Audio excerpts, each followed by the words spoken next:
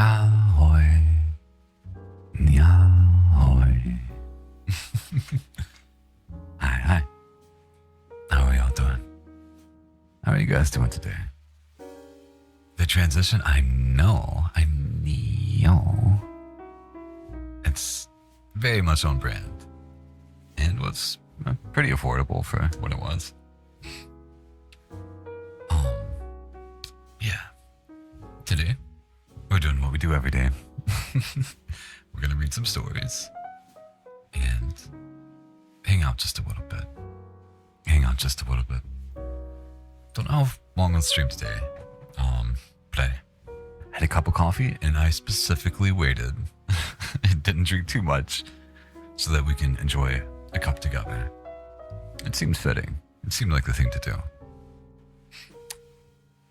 I am also trying something slightly different now with the sound. Really? That's so good to hear. Welcome in, though. Welcome in. You can't tell me that it's a secret. Oh, no. Yahoy. You charge your earbuds, so now you can chill wherever. Ooh, very nice.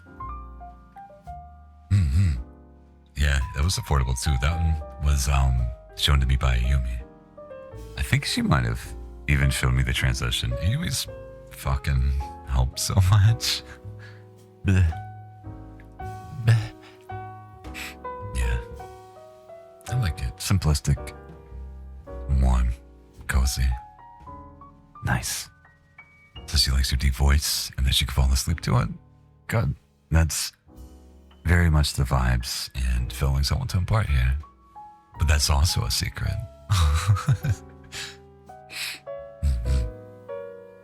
Well, I hope you like it here too. Grab yourself a coffee with me. Sit down and let's relax.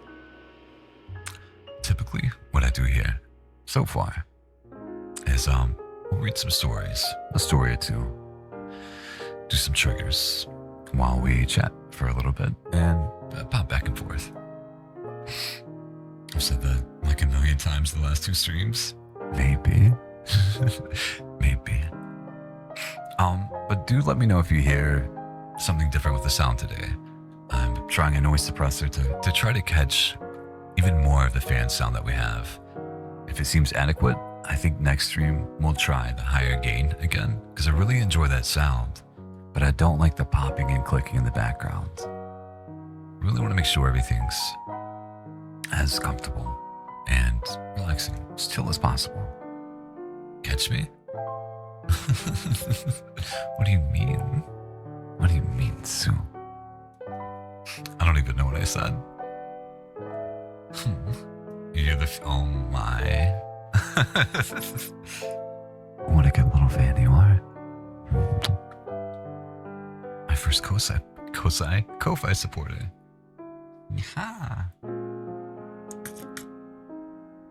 I'm sorry there's not much to do on the Discord yet, but you will be getting some audio today.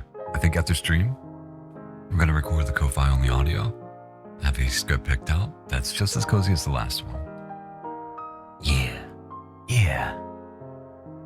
But yeah, there'll be more on YouTube, definitely. But I can't say that either, it's a secret too. Yo, the biggest fan.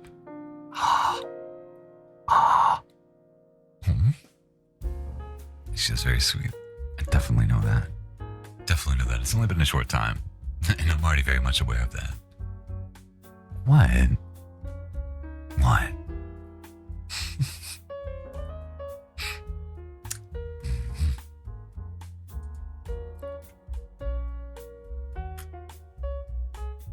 Oh, poor Sue.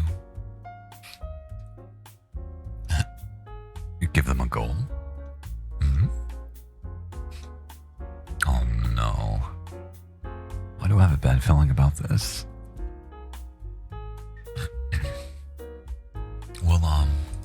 We'll start with some stories. We'll open up some random ones. None of these have actually been bad. I think it being short kind of helps a little bit for some reason, or there's just better writers on the subreddit. But anyway, this one is titled The Man Behind the Counter. Oh no. See how this is written and instantly want to do a voice? I'll do it once and will not make it a thing. It's not very cozy. Can I help yous? Martin Macbeth glared over the register towards the corner of the shop at the man reading today's print of the Harv Times, the local newspaper for Ep.3, Maryland. Macbeth was a short, plump British man whose drab gray sweater seemed to match his everlasting drab gray mood. Hello? The man slowly tilted his head up until he made eye contact. He gave a courteous nod. Macbeth was not amused. What are you doing? The man gestured towards his paper. His dark blue suit was strangely formal for this part of town. The headline was announced of the death of Paul Stein, a cab driver shot and killed in San Francisco. October 12th, 1969. Written by Eric Gould. The Zodiac Killer strikes again. Last night in San Francisco, cab driver Paul Stein was murdered in cold blood by the Presidio Heights neighborhood. Authorities believe the shooting is connected to the recent string of killings attributed to the man known only as Zodiac. Police urge all citizens to remain vigilant. Witnesses described the assailant as a stocky white male, approximately 5'8", with short brown hair and thick-rimmed glasses. You can't just sit there if you're not going to buy something. Leave the man alone, Mart, sighed George Finney as he walked out of the back room. He just wants to read his paper somewhere quiet, away from the busy street. He's not doing any harm. But he's been there for half a bloody hour, Macbeth exclaimed. So? Who cares? Replied Finney. This seemed to have shut up Macbeth. The man just left for the shop before the shop closed. Until then, the day's activities continued as normal. There were a few murmured complaints from Macbeth, but other than that, and the usual flow of customers in and out of the shop, nothing else happened that day. Monday, October 13th, 1969. The man returned the next day just 7 minutes after the shop had opened. George Finney watched from behind the counter. Back so soon? The man offered a fourth nod, but a reserved wave and a tap of the newspaper. Macbeth had not yet come in. Today's headline of the Harv Times told about the robbery of First National Bank. October 13th, 1969. Written by Eric Gould. First National Bank robbed. The First National Bank was robbed at 9:20 p.m. last night.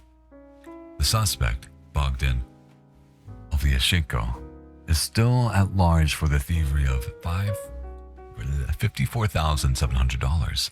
Suspect is approximately 5'9", white skin color, skinny build with a scar on the right cheek. The suspect is believed to be still residing within Harv Grace. If you have any information about the whereabouts of Bogdan Oviashenko, please notify Sheriff Frank Paler or stop by his office at 102 North 5th Street. The article below was an advertisement for a local bakery, and below that was an update on Paul Stein's funeral date. Macbeth arrived at the shop over 3 hours late at 11:43 a.m. He glowered at the man while he settled into his chair, thinking long and hard about what to say in order to create the greatest conflict. He ultimately said nothing, deciding instead to spend his energy scolding the woman who had come in to try to sell an obviously fake designer watch for a significant markup. This day went much like the previous. Murmured complaints from Macbeth, and the usual customer flow in and out of the shop. Nothing else had happened that day. Let me see how long this is. This isn't particularly great. And this is not a short story. This is a long story. We're going to shift. We're going to shift. I'm not really digging the vibes of it. This is more appropriate length. Titled Roast Dinner. Goal has been established. Oh no.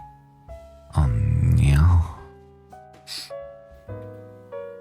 How's Mark enjoying life in Perth? The young man asked. Yeah, good. He seems to be enjoying himself. He's making great money. He's up in the mines, you know. The old man replied. The kitchen, messy, not dirty. A table in the middle of the room had salt and pepper shakers on it. The pepper shaker was covered in old elastic bands. Mate, I'd love to do that too, said the young man. Too bad about the drink driving charges. The mine bloke told me that I'm not fit and proper person to work at the mine site. It's bullshit, you know. I haven't had a drink in 18 months. Oh no. That nervousness intensifies. A roast dinner was cooking in the oven. The kitchen was warm and smelled like roast beef. The microwave clock flashed 000. The old man opened the paper and looked at the AFL results. The young man tapped his phone against his chin. I've heard BGS mines are hiring again. And maybe I'll call Tony. He says he knows a bloke in the office in the city. Yeah. Worth a try, said the old man. He sucked his teeth and turned the page of the paper. Tell me what Tony says.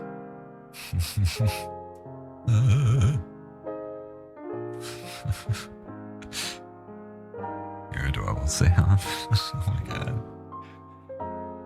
The old man put up his hands on the table, looked at the face of the young man and slowly stood up. His knee made a click sound, but neither man acknowledged the click. Right. The roast smells ready, said the old man as he picked up the tea towel. He opened the oven. The small kitchen filled with the rich roast meat smell. He pulled out the pan. The meat was in the middle of the pan, a lump, dark golden brown. Potatoes surrounded the meat and sizzled in fat. The young man shifted in his chair. He crossed his legs and uncrossed them again. Maybe you want help cutting the meat? He asked. You're right. Relax. Enjoy your beer, replied the old man. He picked up the carving knife. It had a black plastic handle and had scratches on the blade, worn down from years of sharpening. The old man cut the meat into 2 centimeter thick slices. He licked his lips and glanced at the young man. The young man was rubbing his chin. It smells different to last time, said the old man. I've added more garlic for the flavor, you know? He dropped 2 big slices on each plate, some potatoes and poured pan drippings over the plate. It smells good, mate, said the young man. Thanks for the feed. They chewed the meat in silence for a while.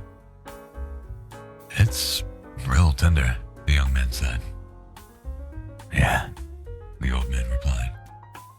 Let it sit longer this time. I might try to call Peter later about, let's see what he says about the BGS mines, said the young man through a mouthful of food. Don't bother. He won't answer, replied the old man. There's no fucking reception up there. Don't think you'll get through.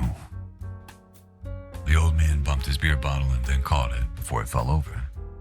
He got up from the table. Give me your plate. I'll clean up. Cheers, replied the old man. I'll make us a cuppa. The young man stacked the dirty plates in the dishwasher and glanced in the pan. There were fragments of burnt meat stuck on the bottom. The old man tipped boiling water into 2 cups. One had a picture of a green frog on the inside. Part of the frog had faded away. The young man saw his hand shake as he sprinkled in the sugar. So, where do you get your meat? The young man asked. That was really good feed. I need to get some myself. You can't get this cut at the supermarket, replied the old man. Do you want some mungong tea? It's good for your mood system. Yeah, go on, replied the young man. He watched the old man reach into the top cupboard and pulled out a small vial. It was made of dark orange glass and had a copper stopper. The man poured half in each cup and handed the cup to the young man. The young man, standing next to the sink, sipped his tea. It tasted metallic. He glanced in the bin and noticed a meat packet in the bin. The label said, Bega Premium Silverside Beef. He shuddered. The metallic taste was sticking to his tongue. What is Moncaw? He asked. It's dog's blood, the old man said. I trapped them myself. The young man held the mug in both hands. Okay, he said. He took another sip. What? What? What? What was even the story?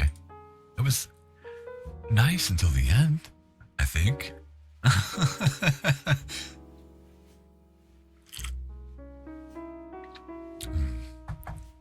It is very sweet. And that's very much appreciated. I mean, after he hits affiliate, though, I have another goal.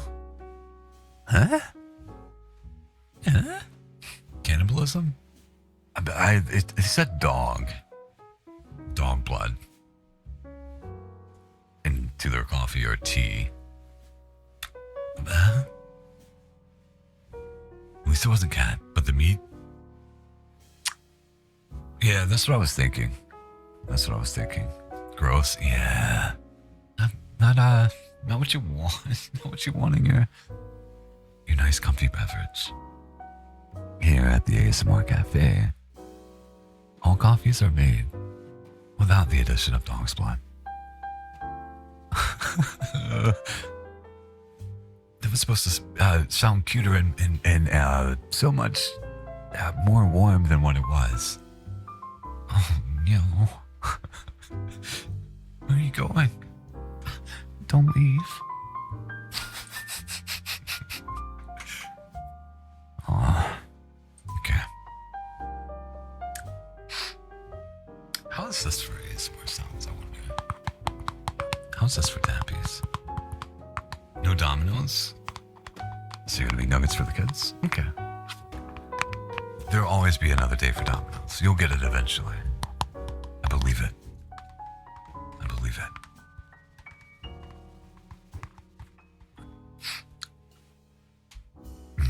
Nuggets sound good though. You can never really have too many nuggets. You haven't had Chinese in a year? Oh, you gotta get some Chinese.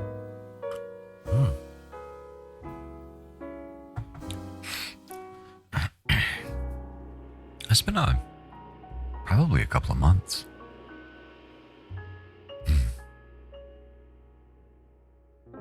For real. I remember it was not necessarily Chinese food, but last November I had my first ever poke bowl. I was like a little bit apprehensive about it, so I let the person I was with, kind of pick what they thought would be good, so we could like split a little bit of each, and I could, try different kinds of them. It was nice. It was surprisingly good. We got it delivered. Just sat around and watched TV. Shared poke bowls with each other. It's very sweet. It's a very nice moment. I think of it often. That's also when I discovered that I actually really like salmon. I'm not a big fish guy, but it was good. It was good, at least in that context. When general sauce, listen, when I get Chinese, because it's such a rare treat, I gorge myself and ensure that I have leftovers. I have Get General Tso's, sesame chicken, chicken lo mein, sweet and sour chicken, crab rangoon, and the little, what do they call them? Pot stickers? I forget what the actual name is. The little beef dumplings or pork dumplings. Maybe they're just called pork dumplings. But on the rare chance that I get Chinese food, I go all out and eat it for a day or two. Yes, gyoza. That's that. So it's like kind of a very lightly sweet, thicker sauce that has like red chilies in it. I think it's a little spicy depending on where you go and how it's done. It can be really spicy, but it is good. I'm not a huge fan of spice, but even like the spicy variants of it is really yummy. No, I think you spelled it right. You have that in Quebec a lot? Nice. Nice.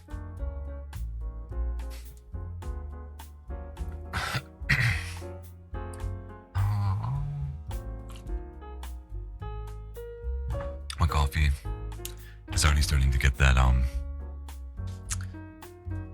room temperature. You've never heard of it before Quebec?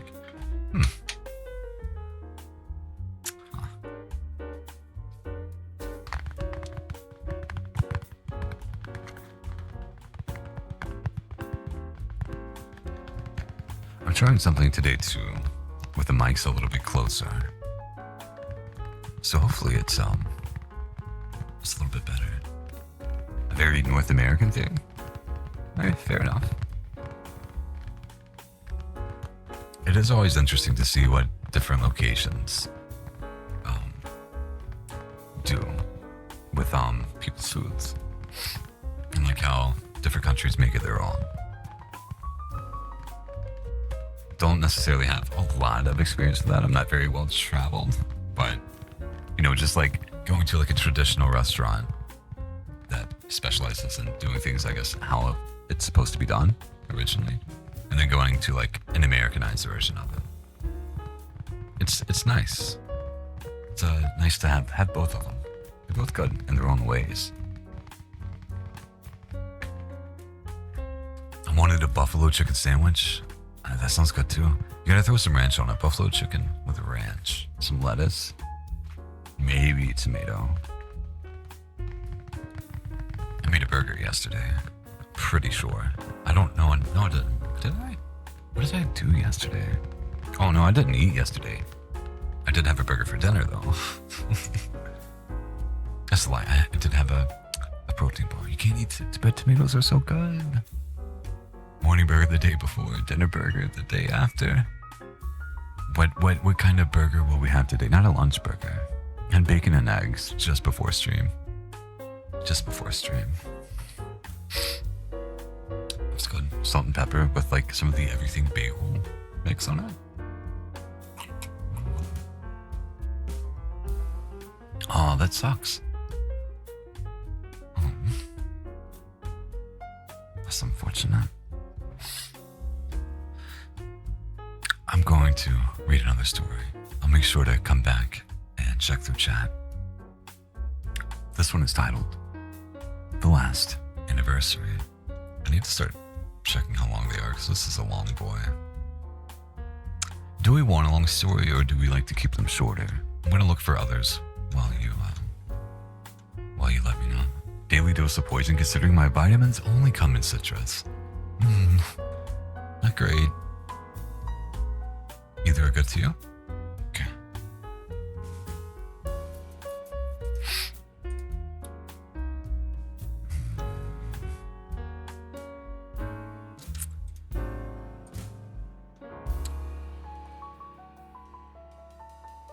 I prefer the shorter ones, but long ones can be good too. Shorter ones give me more of a chance to chat in between. Earbuds hurt, so back to speakerphone. Oh, okay. It's okay. Sucks your ears hurt though. I'll do some shorter ones. I'm the same way. When I take my vitamins, I gotta get the chewable variant. They're so good. They taste good. Also get magnesium that are like raspberry flavored little gummies. So good. I enjoy eating those. Eloise. Yeah. Welcome in. Nyahoy. Nyahoy. It's what? Oh my god, I was reading it as pregnatals. Prenatals. Because I'm nursing. Fair. Siona's the best. One time when I was lonely, she sat with me at BC for hours and even played games for me to watch. That's sweet. That's very nice. Very nice.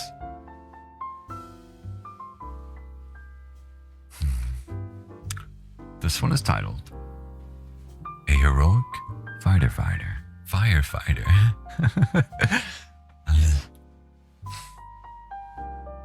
As the fire roared out furiously, I had desperately called out to deaf ears, trapped within a scorching inferno that had no visible escape. The place I had once called my home being reduced to ash had set in, the filling hopelessness.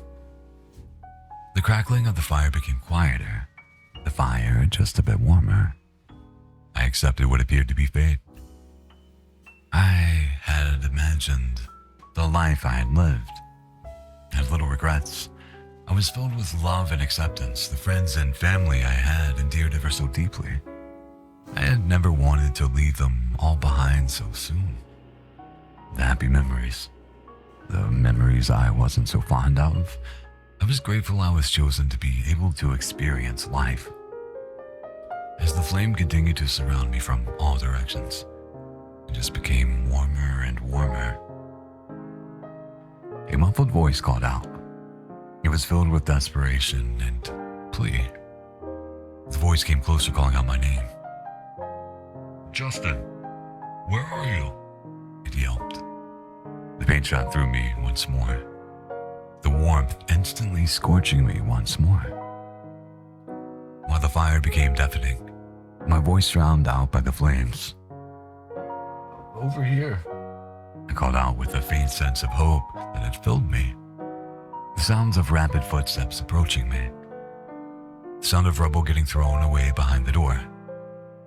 Get back from the door. Before I could comprehend what was said in my panic, an axe came through the door with sudden force. It repeatedly hit the hinges of the door. The axe grated a hole through the door, and I saw a man, his eyes filled with pure determination and focus. With a sudden crash, the door landed mere inches away, and entered my savior. A man dressed with matte black, with touches of silver and lime green reflective stripes. As he approached me, he told me, "You need to hold on to me." He then put a reflective blanket over me and carried me out of the house. Once we exited the house, camera flashes began blinding me. The kind man set me down on the very truck that was extinguishing the home I once knew. "You are safe now," said the man with a smile on his mask, underneath his mask. This was my starting point of becoming a firefighter. Early in life, I had met the woman of my dreams. She was beautiful, kind, funny, smart. It was perfect. We had raised our kid together through thick and thin. Yet, what we had never wavered. The fact that I'm a firefighter never bothered her. Yet, she said it made me more attractive to her. I love her. I met my crewmates and friends through training, but the most notable being my best friend Thomas. We drank together, making memories with one another. He was always finding ways to make me laugh, as I always found ways to make him laugh. But some random day, he introduced me to his children, calling me their god uncle. I always knew he was a friend worth keeping. The call I received from my station engaged my crew with a house fire. almost like my home 3 years ago. 3 children were missing. They were all said to be in the house at the time of the fire, and I felt my heart sink. "But we make it in time," said Thomas. "We have to try."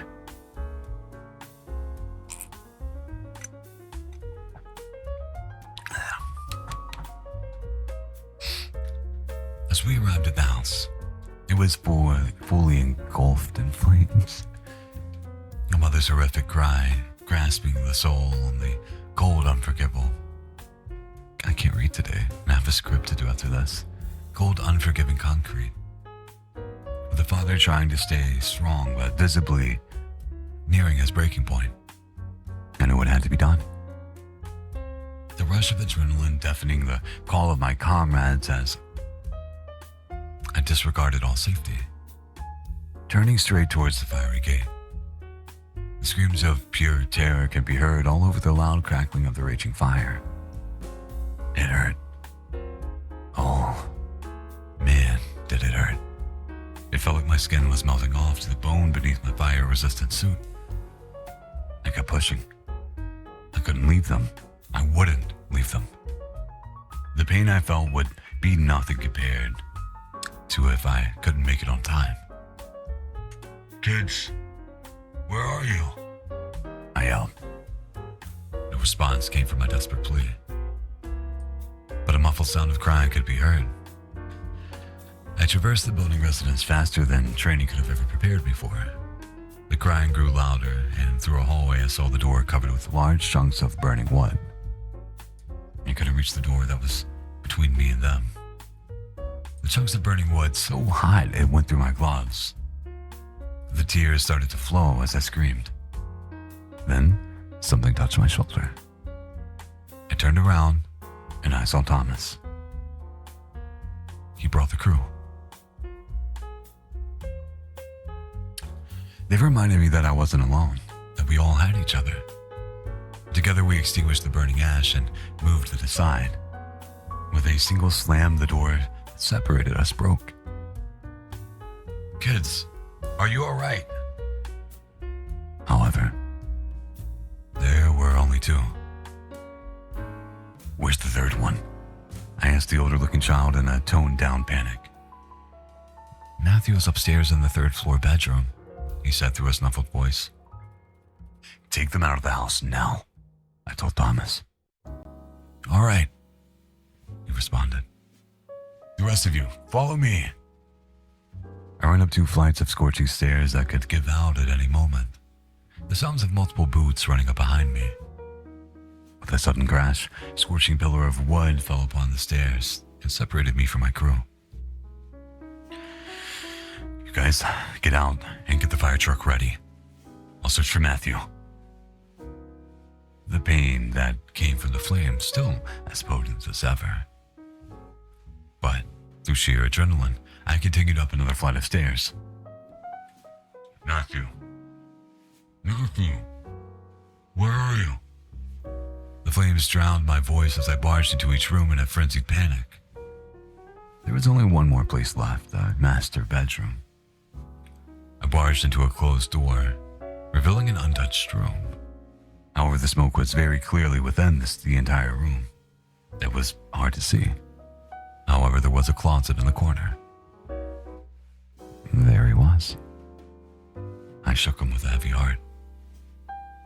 No response. 0 movement. I located Matthew upstairs in a closet. He's unresponsive. Starting emergency CPR. I attached an emergency oxygen supply mask to him. With the breathless child lying on the ground, I started CPR. With each thrust onto his chest came no response. A lifeless flail. Display of came from the kid, once known as Matthew. I felt my heart drop. My hope dwindled as I started to sob. A horrible display of weakness washed over me. Gasp. Matthew awoke. I felt my emotions spike as soon as he looked at me. I was glad he was alive. His eyes appearing confused, But with a sudden heavy crash, I had little time to be happy. At the room entrance, a wall of impassable fire posed a threat. It clearly spread into the room at an alarmingly fast pace, covering everything in a terrifying rays of orange and yellow. Mister, are we gonna be okay? Said Matthew. He couldn't have been older than 6 years old, judging by his appearance. Yes, we will, I said calmly. Kaboom. With a sudden explosion, the building started to collapse. The sound of the patio glass shattering, the sounds of the building slowly giving out sent chills down my spine. My ears deafened. The creaking was louder than anything I could have ever heard. The fire quickly spread around the room, gave no comfort either. Up here, I yelled to my crew. The crew spotted me, then immediately headed to the fire truck, deploying the extendable ladder. I had to gather my courage. I had to stay brave for the child, knowing he was in far worse condition than I was. He was experiencing what I had so long ago. I had to stay brave for him, knowing showing fear will only make him more scared than he already was. I picked him up firmly and held him outside the fourth store balcony, safely away from the unforgiving flames.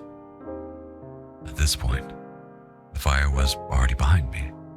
The scorching flame hurt like nothing before, like 1,000 knives being driven into my back. But I stayed strong. I will endure this pain. I held a forced smile for the kid that was staring deeply into my eyes with curiosity. Mister, are you okay? I nodded yes, holding back the desperate urge to scream in utter agony. I had become this kid's hope, and I would not do anything to break this image. I thought about my wife, how I would do anything to see her again. I could only imagine what she was doing right now. Maybe she's sitting comfortably on the couch at her home. Our kid, who's only 11 years old, outside playing tag with his friends.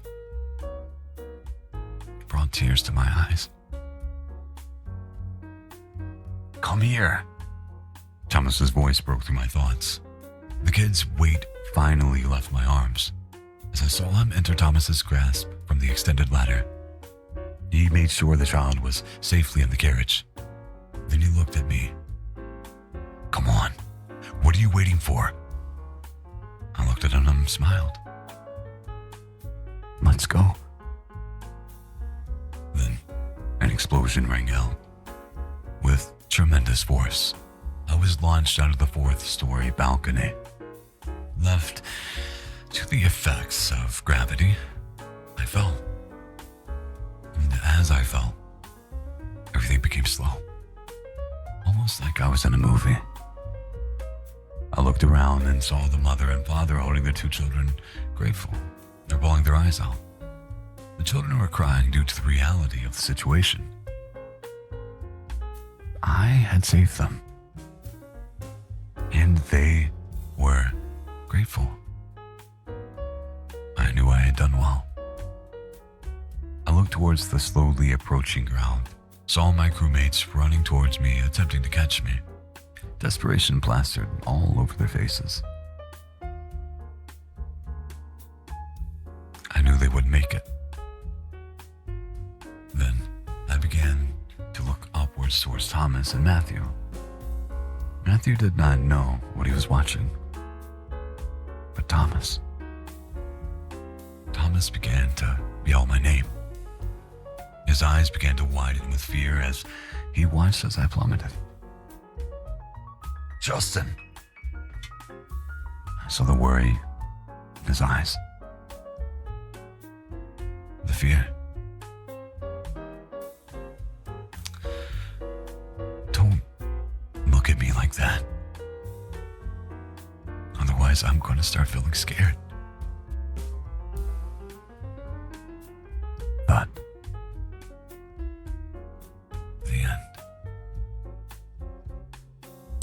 Nice. Nice. I like it. Sad, but it was well written, I thought, for the most part. The how the breaking up of the paragraphs would have made it a lot easier. I like, you know how it is trying to read a wall of text, I'm sure. Spacing matters, but it was I liked it. It was a nice story. It was a nice story.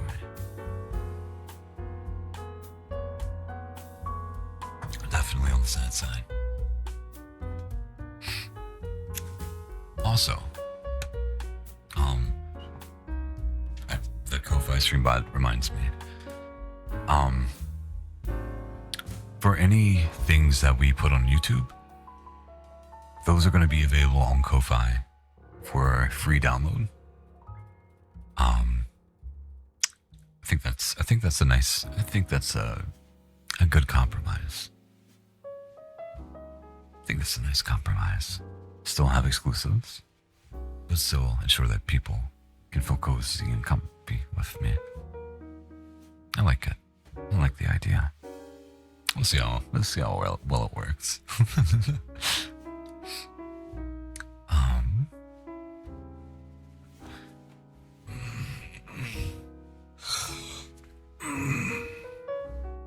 Did you hear it yet, Sue?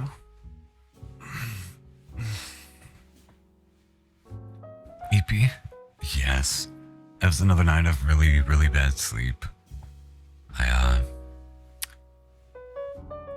If you go on YouTube or Ko-Fi, so I did a ASMR. I did the ASMR thing.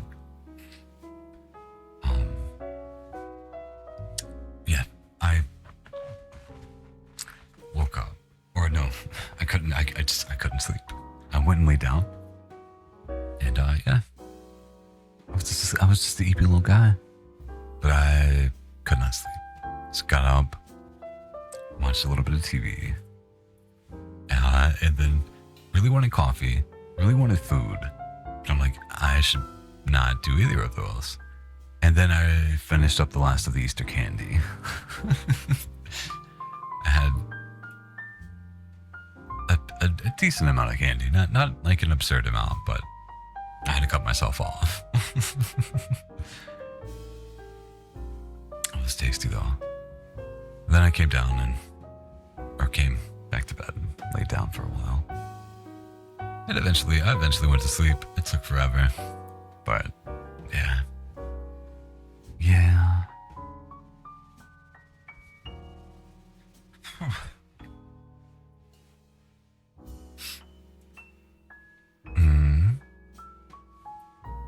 I hope you guys slept well though. I hope you guys slept well. Somebody deserves to sleep well in this house.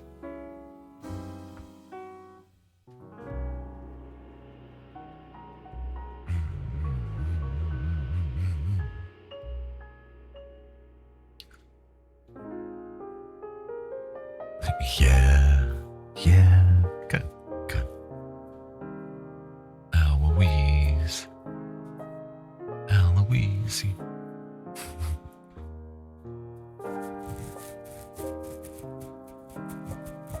Can you hear that?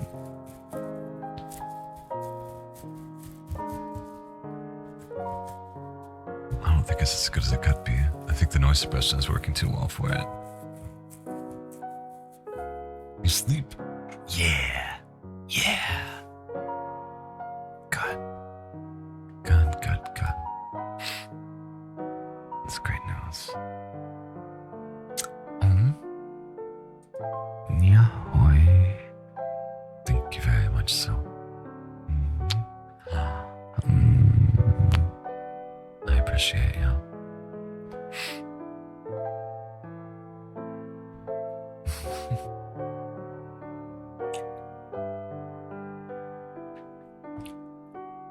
Sometimes it happens. Yeah.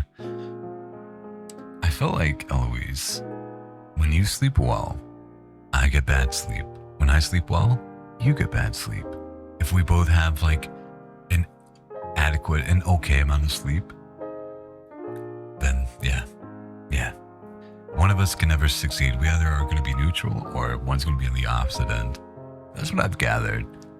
If we analyze the data, that's where we're at. Yeah. What is it to? What is it to? Hmm?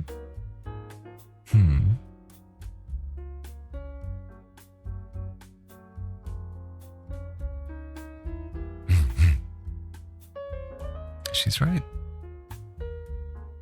Eloise is so good too. We both sleep into the world black hole. Agreed. It would definitely happen. If it's okay with you, I'm gonna take a quick break. Do you mind? Is it okay?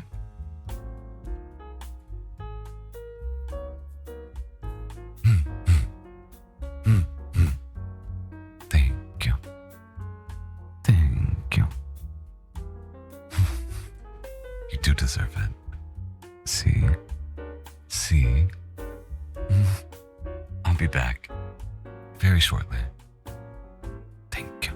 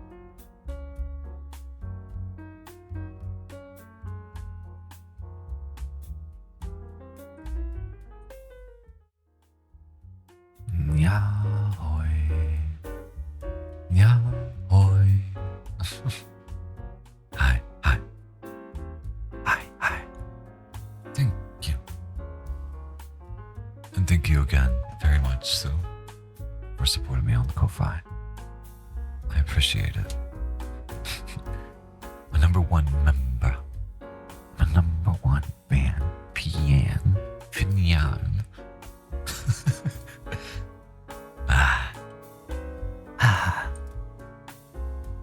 Thank you, Eloise.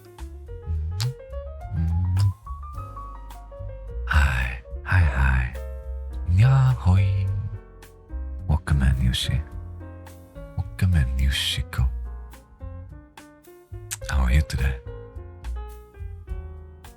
Please grab yourself some coffee, or tea, or a beverage of your choice, and sit back and relax. Enjoy some fun stories at our cozy little ASMR cafe.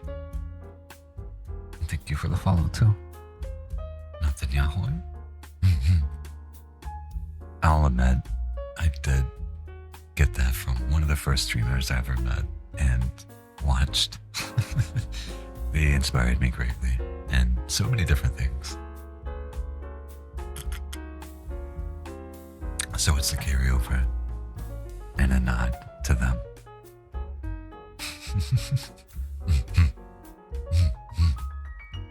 Yeah. So, what would you guys like? Would you like more stories?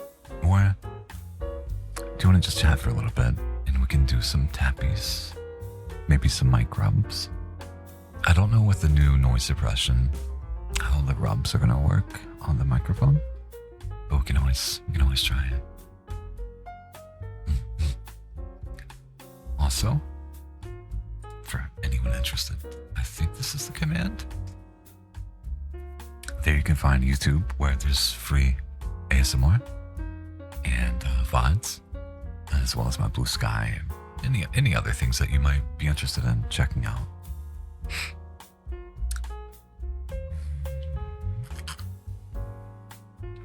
Poured myself a fresh cup. It's good. It's good. Nice. You guys, Sue and Eloise, have this command. Or no? Did it read? I don't know what it is, oh no. I thought it was reading.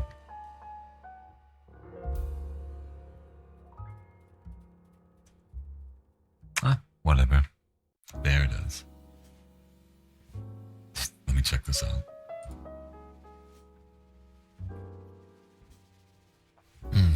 Yeah, it should work.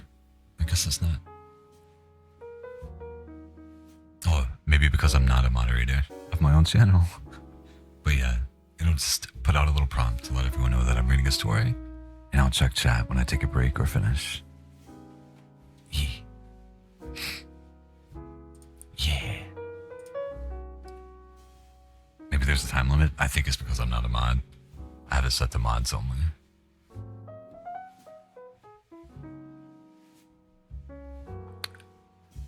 You understand what is? Anyway.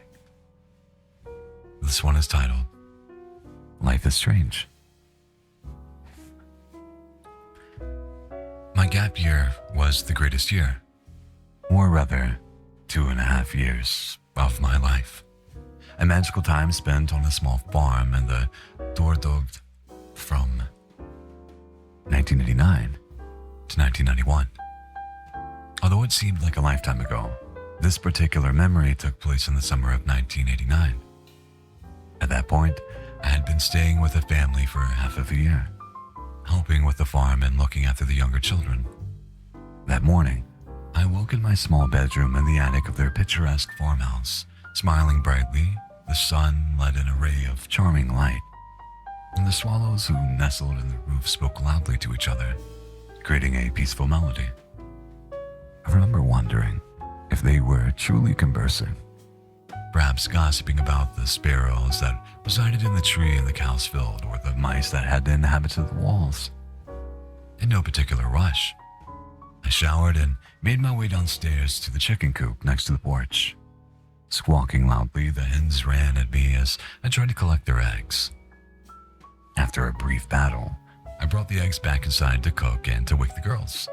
The youngest children aged 4 and 5.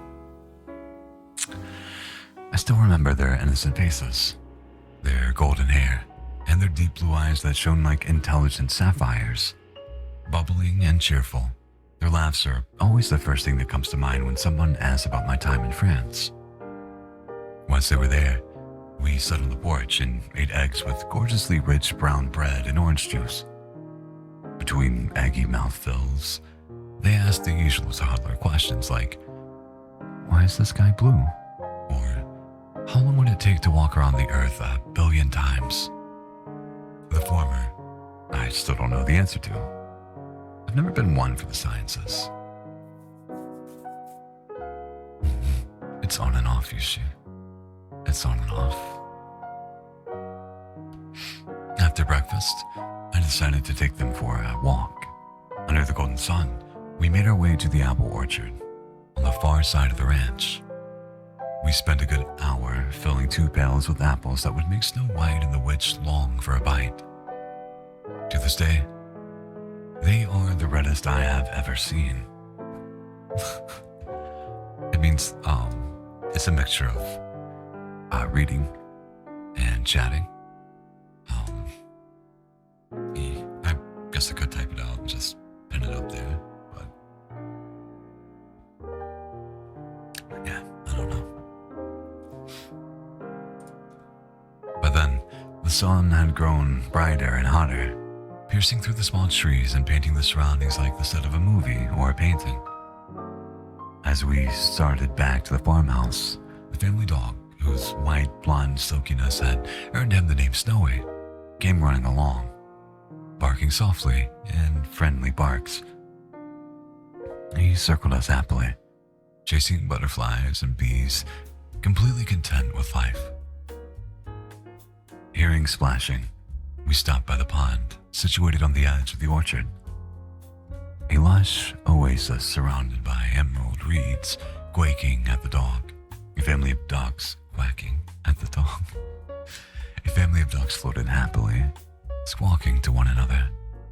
The reeds reflected in the clear water, mixing with the fragrant apples and the rainbows of flowers in the field to create a scene of abnormal tranquility. Sitting on the edge of the pond, I found myself lost in a serene and blissful state of mind that I've never achieved since.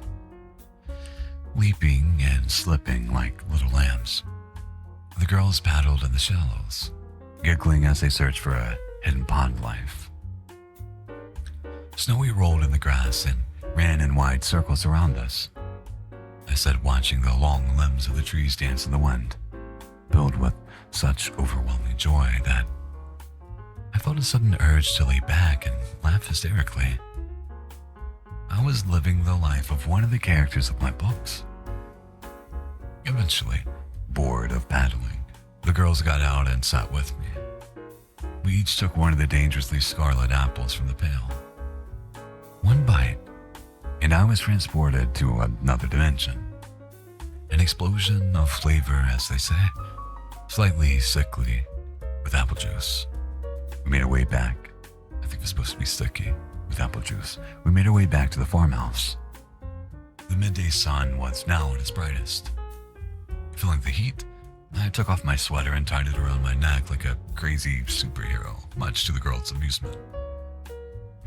Like the archetypical fairy tale mother, Miss Childs was in the kitchen when we arrived.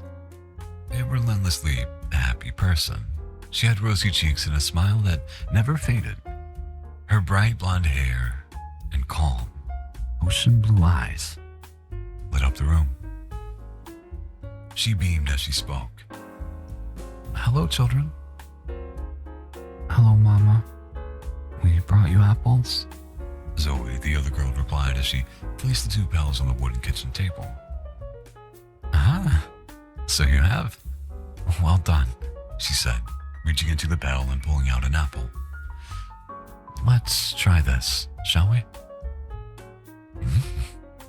Aren't these delicious and juicy? I thought I should clean the apples before anyone else indulged. Though they were unlikely to be dirty, one must always be sure. Hefting 1 pail, I carried it to the sink and let the tap run. was a pause in our conversation as I drained the apples and placed the second pail under the tap. You know, Miss Childs continued, I think Charlotte was looking for you. Charlotte was the eldest of the 4 Childs' children. At 17, she was the same age as me, though she didn't feel like a child. We hadn't spoken much, as I was usually occupied with the younger girls or busy with helping the animals. From the few conversations we had shared, though, she seemed warm and kind, like her mother. Thank you, I replied and set out to find her. It was still hot outside, but the sun was retreating towards the horizon. My lengthening shadow followed close behind as I made my way to the wheat field. Against the golden sea, I saw her immediately, dressed modestly in a light, fluttering blue and white floral dress. Her hazel eyes hung like silk down her back, which was turned to me. The descending sun cast golden rays across the wheat, which waved softly in the breeze. Began to make my way slowly towards her, standing like an angel in the middle of that golden haven. Hello, Richard, she said, her voice calm and serene, like a crystal bead of dew on morning grass. Mesmerizing. How are you? My heart skipped a couple of beats and butterflies fluttered in my stomach. All I could think about was how beautiful she was. It filled every part of my mind. Stunned by the silence, I quickly glanced around. The sun was now low, casting a stunning golden hue over the surroundings. Tree shadows crept slowly into the edges of the field. I turned back to her, breathless once again by her beauty. As the folks like to say, the rest is history. Charlotte and I, at the time of writing, had been married for 4 years and are expecting our first child. It's funny. If you'd asked me back then who I thought I'd marry, I would have said Charlotte. But not because I didn't like her, but because I didn't believe someone as beautiful as her could ever fall for someone like me. I suppose life is strange. Strange and wonderful. I liked it. That was nice. It was a good story. Yahoy. Yahoy. Hi, hi. Hi, hi. Welcome in, mate. Welcome in. How are you today? Just listening with half an ear about what was said earlier. So I thought it was about that. Fair. Hi, hi, Newt. Yahoy. Yahoy. Welcome in. Thanks for joining us. Feel free to grab yourself a coffee, a tea, or any beverage of your choice. And find a nice cozy spot at the ASMR Cafe. I just finished my coffee. Oops. Oh no. Doing good. It's been sleep wasn't so great, but my day is, and with the help of coffee, who needs sleep? Time to get another one? Yeah. Make sure to drink plenty of water too, and make sure you have something on your stomach. The last thing you want to do is over-caffeinate. Oh no. I say that as a person who is bound to do that by the end of the stream. Yeah. Do you need to eat soon? Have you eaten today? Have you been taking care of yourself? I'm on my break from screaming children. So this is lovely. You have a big tea? What kind? I'm happy. This is good. I'm happy you seem to enjoy this note. All right, food exists. It does. You should eat too.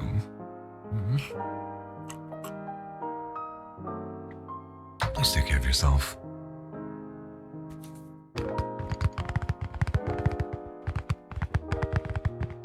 You're good? Good. Good. And what are you saying who about, Sue? Room cleaned up today? That's legitimately an accomplishment. What are you using as your 3DO? Yay, I'm so happy someone read that. It's just two mics. A 3DO uses binaural mics. I don't have that. I just have two cardioid mics. So the sound is a little bit different. It's not as encompassing and expressive. We're also trying to mitigate things like fan sound, so I can't crank the gain as high as I would like. But it's just a Lewitt 440 pure and a CAD E100SX. That's what we're using for a homemade 3DO. I think it gets the job done.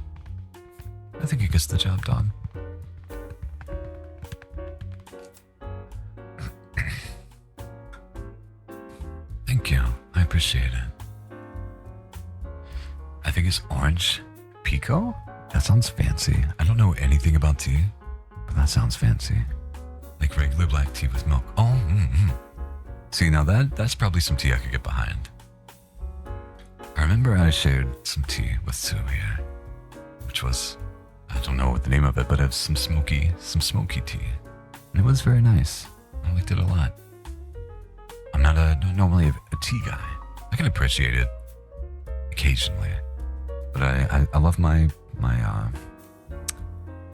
black coffee. Sing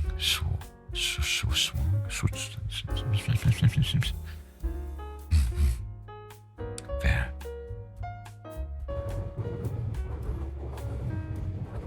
Did I pronounce it right? I know I absolutely did. I had to have, right?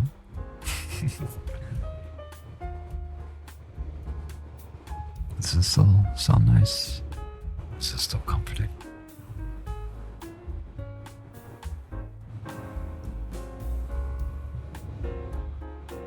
I know it's not as loud. As it normally is. Can it be heard? Does it make you feel soothed and relaxed?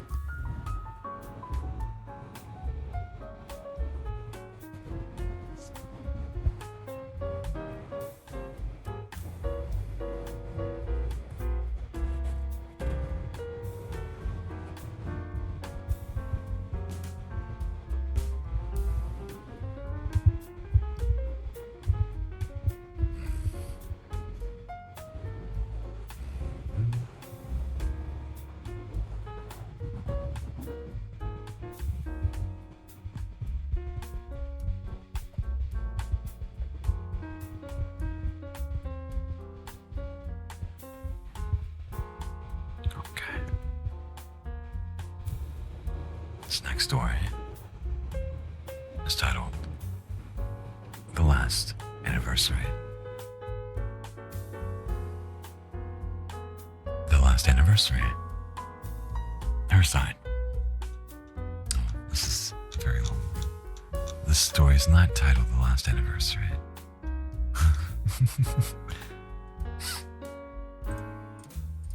The story is titled The Bridge.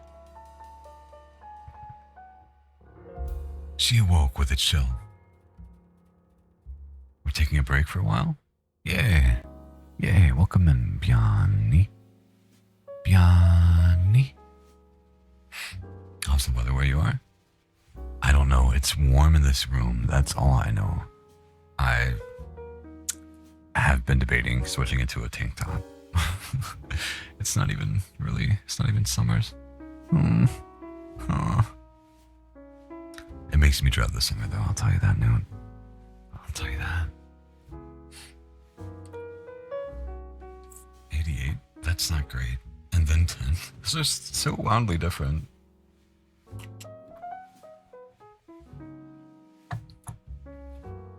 She awoke with a chill. What had she been dreaming? She couldn't remember. Perhaps it was better that she didn't. She wrapped her blanket around herself, but it did not help. The clock on the wall read 4:36 a.m., which indicated rainy weather. She tried to go back to sleep, but her thoughts were troubled. What happened at the communion ministry? Rumors said it was a restructuring to enhance the spread of information. She and everyone knew that that was crap. Overall, despite some minor disruptions by anarchists, the information and news seemed constant, but it was starting to show cracks. Blackout? Blocked. Burnout. Alarm went off at 6 a.m. She looked out the window. Propaganda was up as usual. For the greater good. For everyone. Always. The PA system blasted news.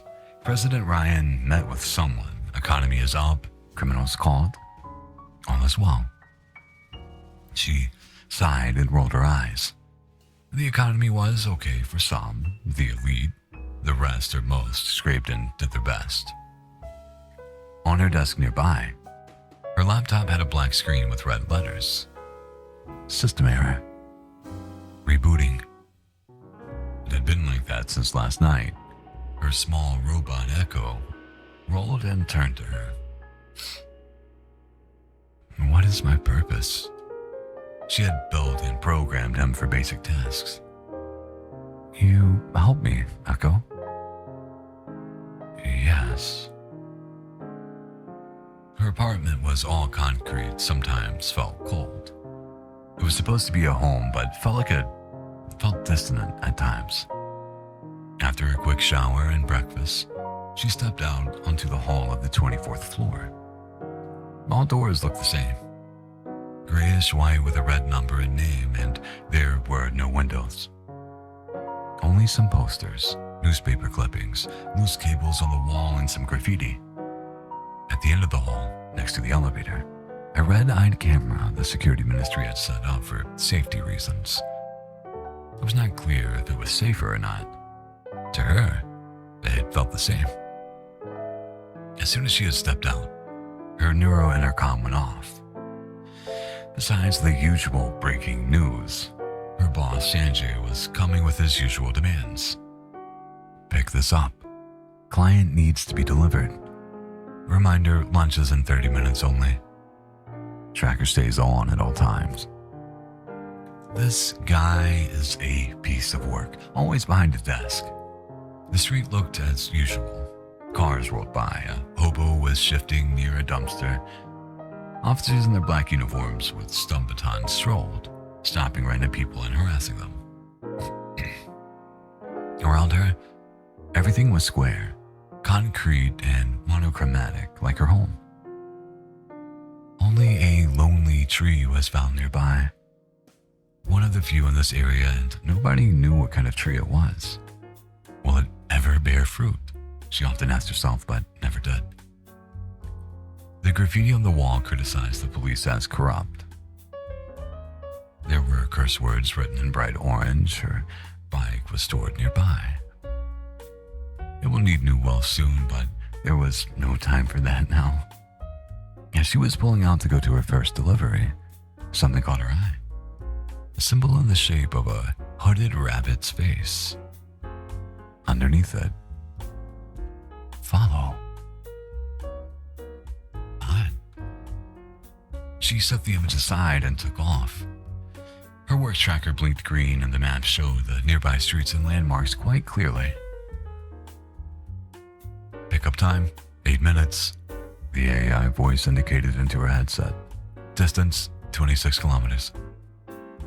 The neon signs on the street showed the usual busyness. Sushi to go, Fred's 24/7 pharmacy, tech gadgets, and more, etc. People walked almost mindlessly, some wearing suits. Women on their way to drop children to schools. Cars powered with AI-powered engines hummed by, and teenagers smoked on corners. Newscasters talked about the latest breakthrough in cloning, biohacking, and medical engineering. Her first pickup was in Sector 33, a lower high-class home. All white, flowers on the window, a huge oak door, and stained glass window. A bearded man, a man with a huge belly and what seemed to be a brand new suit, opened the door. He looked at her and smiled. "Please, deliver this package." It was a small cardboard box the size of a shoebox. "Priority." "Yes, sir." She handed him the paperwork to sign and overheard the TV inside. A woman she has not seen before on an unknown channel was speaking about security measures the communications ministry had been undertaking to maintain the safety of the public. She mentioned something about curtailing access and possible restrictions. She must have looked confused because the man thanked her and shut the door hurriedly. She did not recognize the woman on the screen or whatever she was talking about. She was pondering what had happened when the AI voice on the tracker interrupted. "Delivery handoff time, 12 minutes. Location, Express Delivery Central Hub." She took off with the package. She had been working at Express Delivery for about 2 years now, picking and delivering packages all over the city using her e-bike. It was an okay job and gave her time to work on building her upgraded laptop and game online. Central has the usual suspects working around. Sanjay was yelling at someone on the phone. Carl was offloading boxes off the truck. Bikes were parked nearby in a donut box on a nearby table. He had huge, red-headed, bearded with tattoos. Modern Viking. "Hey," Carl waved at her. "Check the chocolate donuts. They're delicious." "Thanks, Carl." With her mouth full of donut, she dropped the shoebox off at the priority window where Todd H. was listening to music. The headphones he was wearing blared what sounded like metal or heavy metal or some sort. "Did you hear the news?"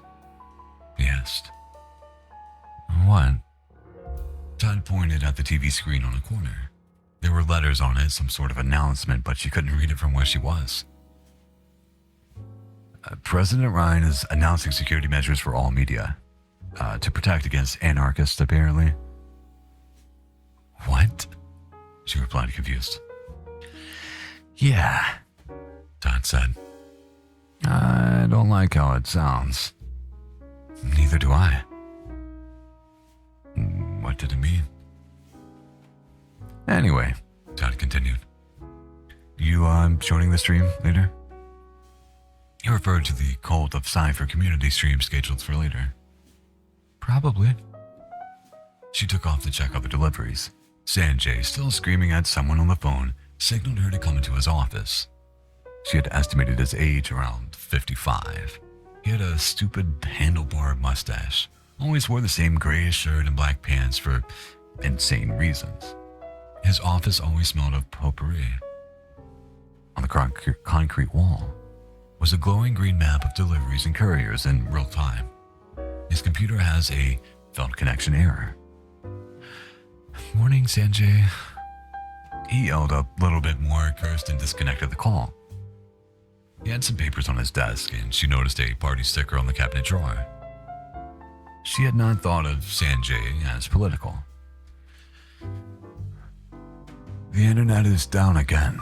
It's gonna be a while." "Again?" "Yeah. How did the pickup go? He's an important client." "It went fine. Todd has it." "Good. Go check the wall for anything else you can do." She walked away, rolling her eyes. He was the definition of a micromanager. The wall was made up of additional orders to be delivered for extra pay, but she wasn't interested. She had her scheduled deliveries all set up. As she set up her e-bike to go to the financial district, she noticed people looking frustrated. A man was whispering to himself. "What's wrong with the signal?" She checked her tracker. No Wi-Fi signal appeared. The public network was down. Down the street, police officers from the security ministries appeared to be raiding someone's store and taking electronic devices and papers out, loading them into black cars. The owner looked angry and was raising his voice at one of them before being put in handcuffs. "You don't even have a proper warrant," he said. The police officer said nothing and kept loading the car. In the financial district, she delivered mostly papers and folders and other small boxes. It was a busy morning. More posters appeared on the walls. What appeared to be stockbrokers shared market details. An announcement went on the PA system. "Attention all citizens. There is a widespread failure of public internet services. Authorities are working on fixing it as soon as possible. Please stand by for further information." The female robotic voice repeated the message a couple of times, but some people shrugged, others didn't seem to notice. She had lunch at a nearby Yoshi's, a restaurant with excellent sushi and miso soup. The owner was a small Japanese man who prepared the food right there at the bar. There were neon signs of famous Japanese movies, and there was a katana on a nearby wall. One man slurped his soup on a table in the corner. Drink some coffee really quick.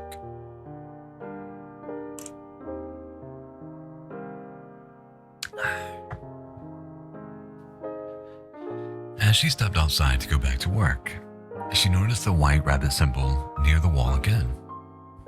Coincidence? The word "follow" under it again.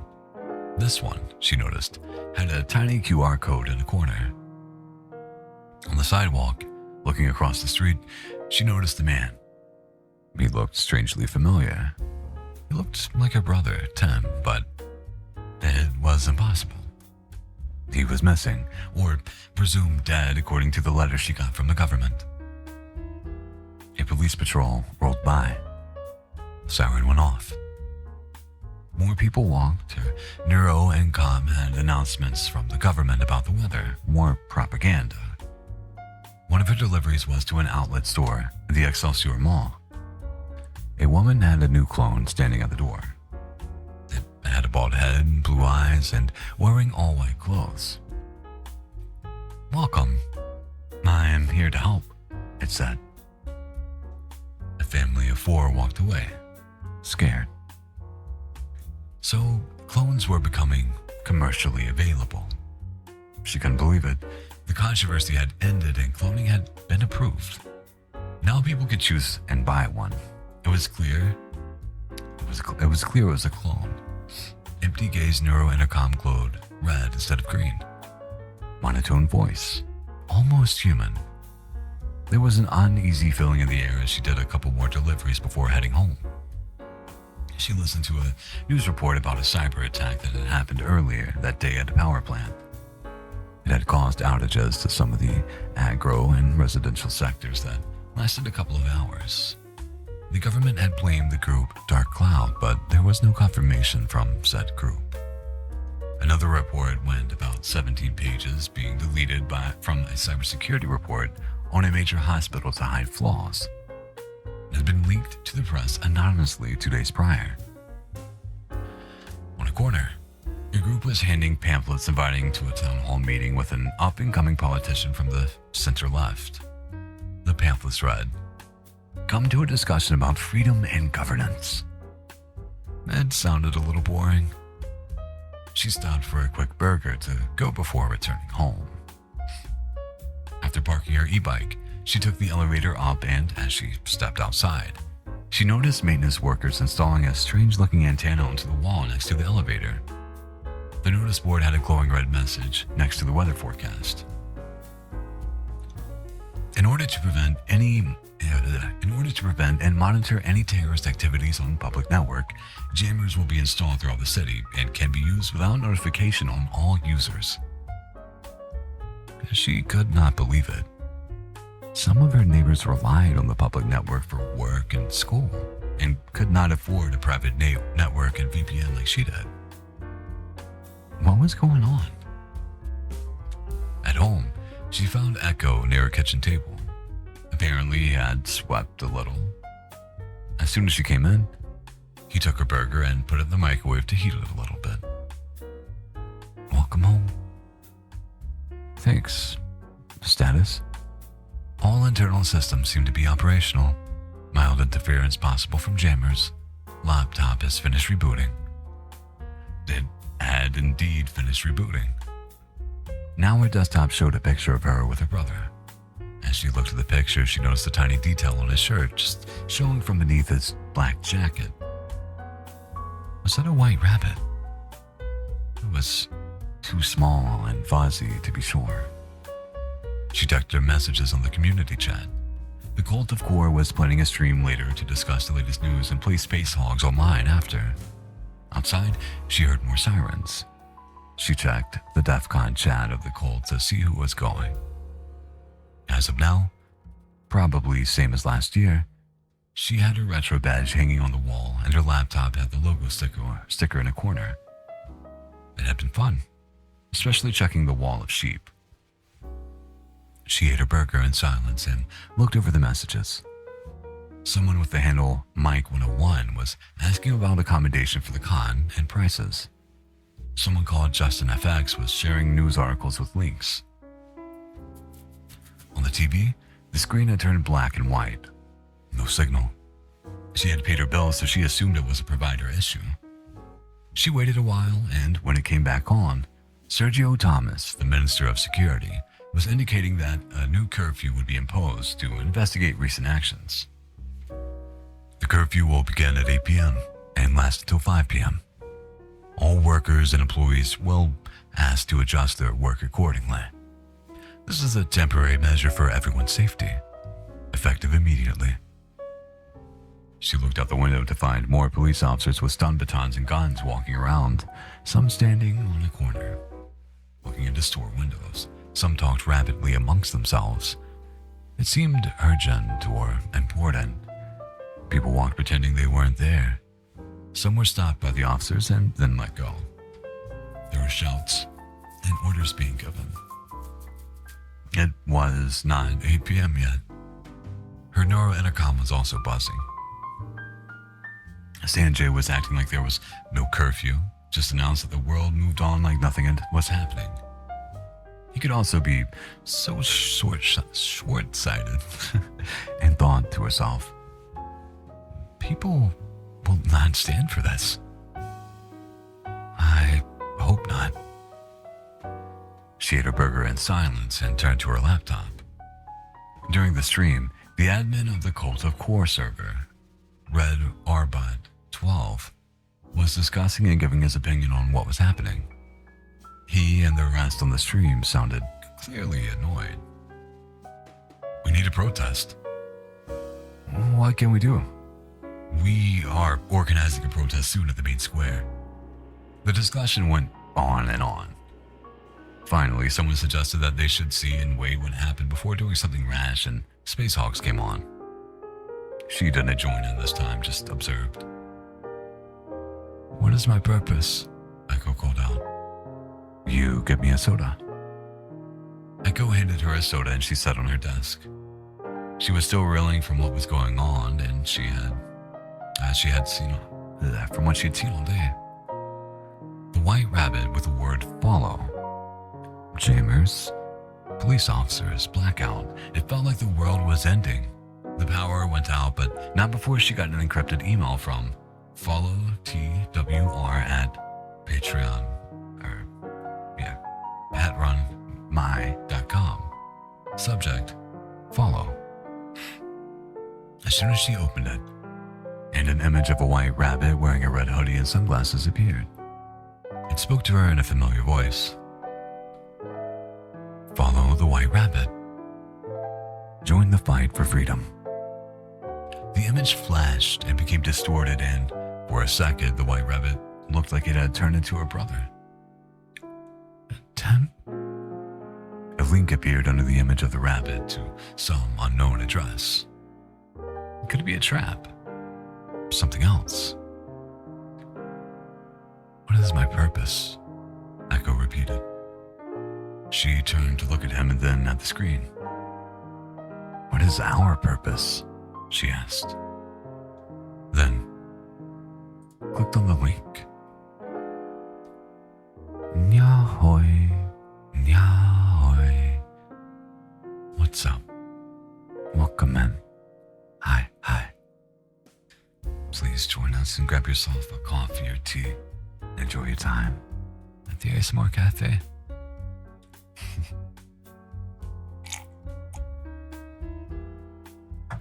It's starting to get a little bit cold. I'm not going to take another break yet, but I will need to fill it up. And at least warm it up. I have a little bit left. Isla. Yahoy.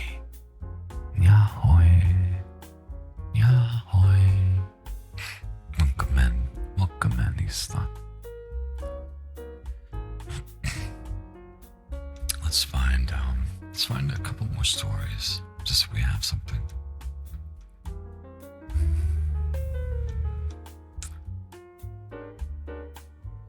I like the science fiction ones. It was something kind of, I don't know, oddly cozy. Not cozy exactly about the one that we just read, but I liked it. It was nice. The moon kept showing up as one.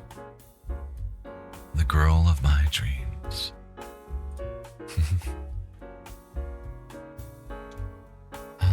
Yeah, let's see how long these are. 5 good lengths.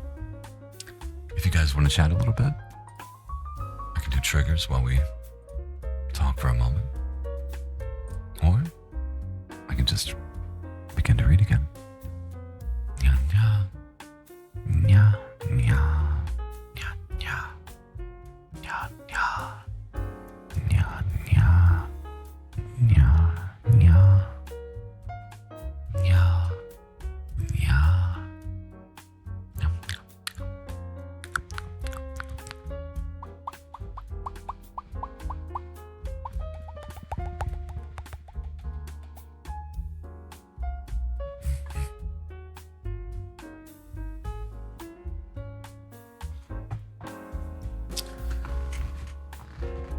Very limited number of social marbles, so I'm up for stories.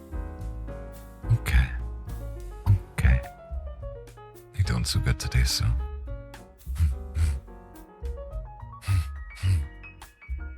So good.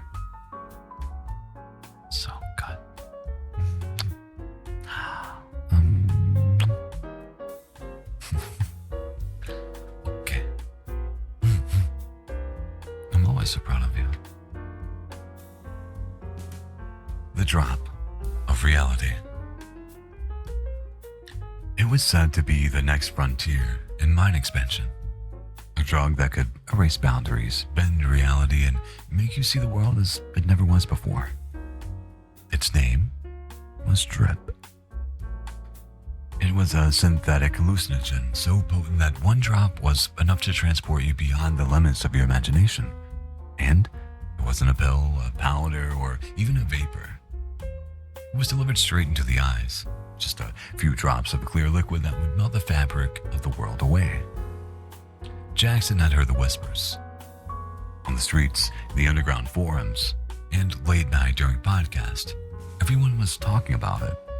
The stories were impossible to ignore. Drip promised experiences that would shatter your understanding of time and space itself. The first drop would leave you suspended in a realm of vivid, fluid illusions, where the laws of physics were rewritten. The second drop was rumored to make you see the truth of the universe, that everything was connected. Everything had meaning, and you could understand it all. For someone like Jackson, who had spent his life searching for something to feel truly alive, the temptation was irresistible. It started innocently. A friend, Dylan, had offered him a vial, tiny and clear. It looked like something from a science fiction movie. A perfect little bottle with a dropper at the top. Dylan smiled and handed it over. "One drop, man," Dylan said, his voice a mixture of excitement and warning. "Just one. That's all you need to see everything. Don't be a coward." Jackson had never been one to shy away from a challenge, especially when the promise was so alluring. Of course, no. Of course. Man, Had a feeling you would like it here. Enjoy your day. Have a good day at work. You're, I assume, around halfway there. You're doing good. You're doing good. You got this. We're cheering for you. We're cheering for you.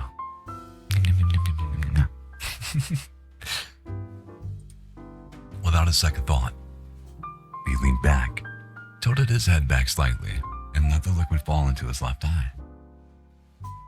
A burning sensation prickled his vision for a split second, like his pupils were being peeled open. Then the world began to warp. At first, it was subtle. The walls of the room rippled like water, as though he were looking through a distorted lens. His heart raced as his body hummed with unfamiliar energy. But it was nothing compared to what came next. The colors began to shift. There weren't just hues anymore. They were emotions. A deep blue that was sadness. A vibrant red that screamed with anger. A green that was laughter, pure and unrestrained. His mind tried to grasp them, but couldn't. It wasn't that the colors were strange. The very nature of everything around him was changing, as if reality itself were a living thing, reshaping its skin with every passing moment. Whoa, Jackson muttered under his breath, trying to stabilize himself, but his voice sounded distant, as if it were coming from another version of himself. A shadow flickered at the edge of his vision, and he turned to see a figure standing in the doorway. It was Dylan, but not quite right. His face was shifting like liquid in a broken mirror, and his eyes were two black voids that seemed to swallow the light.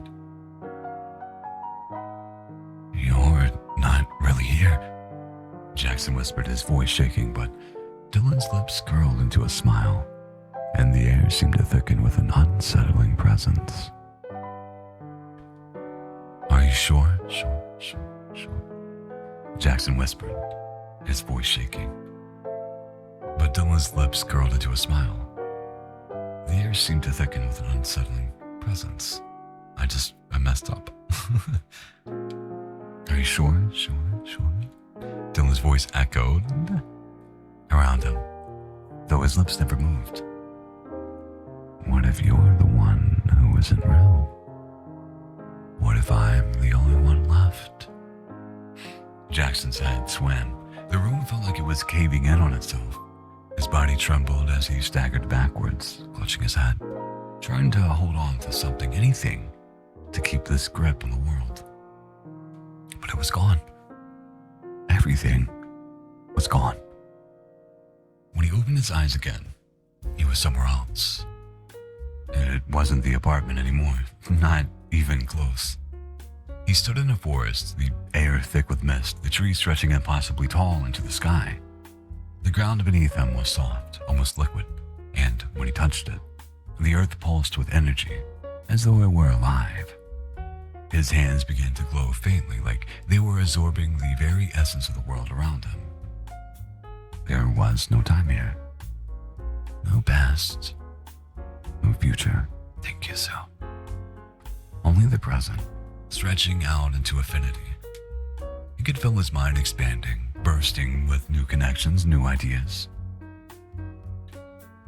What is this?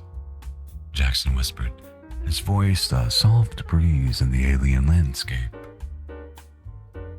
It's the truth, came the answer. Though it wasn't spoken, it was a thought. An imprint on his very being. This is what you sought. The mind's true potential. The universe as it really is. As he stared out into the endless horizon, a question lingered in his mind. What if this wasn't real? What if this wasn't the illusion, not the world he had left behind? And if everything around him was a product of his own consciousness, his own mind? How could he trust anything? Suddenly, the sky cracked open, revealing a massive eye in the center, staring down at him. It was like the universe was watching him, judging him. What happened happens now?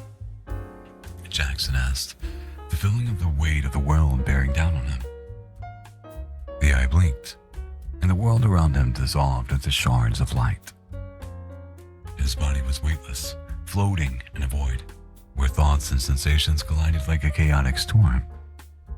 It was no longer clear whether he was inside the drug, or if the drug had become a part of him. When Jackson awoke again, the world was quiet. Still, normal. It was his apartment, but nothing felt the same.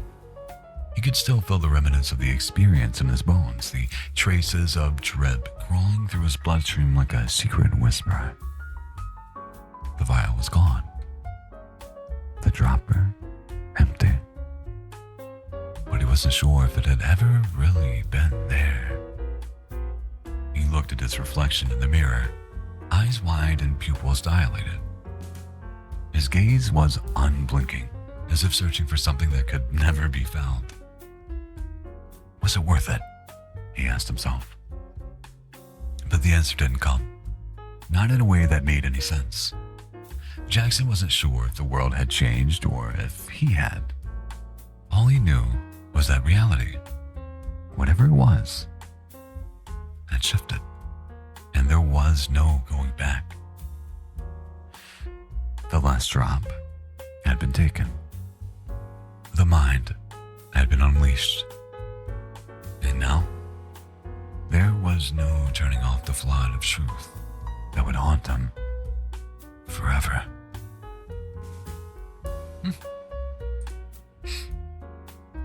Interesting. Interesting little story.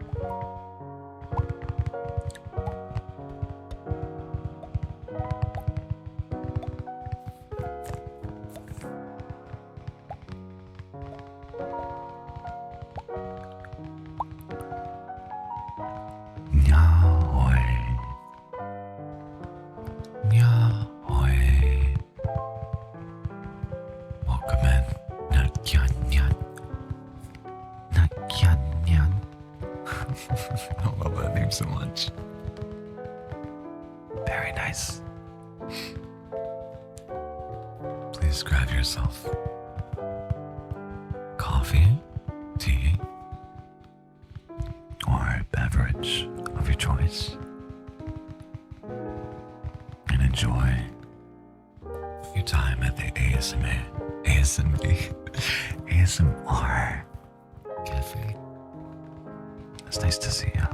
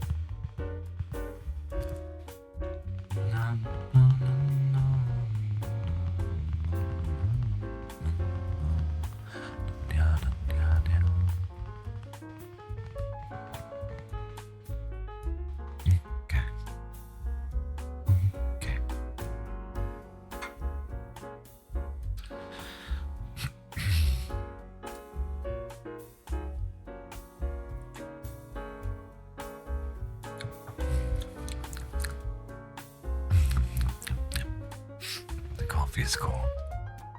This is a very short story that we have. So, I think what we will do is read this one, maybe find a couple more,